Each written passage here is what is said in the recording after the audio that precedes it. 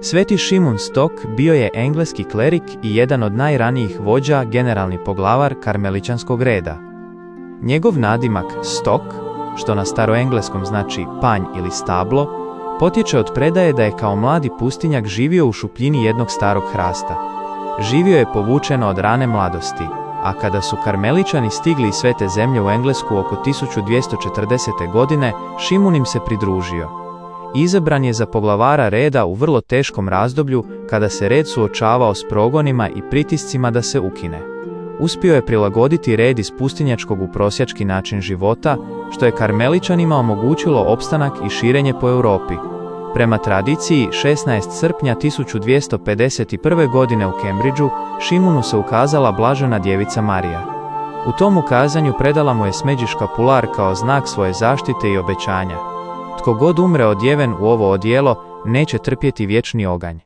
Zahvaljujući ovom događaju, pobožnost prema škapularu, gospinoj odjeći, proširila se diljem svijeta, a Sveti Šimun je ostao zapamćen kao svetac duboke marijanske pobožnosti.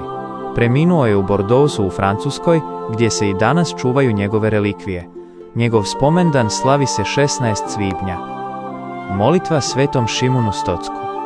Ova se molitva često moli za ustrajnost u vjeri i za milost življenja u skladu s obećanjima škapularske pobožnosti.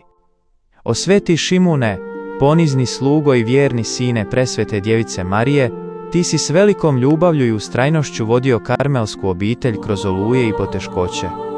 Po tvojim rukama, naša nebeska majka darovala nam je sveti škapular kao štit i znak svoje majčinske zaštite.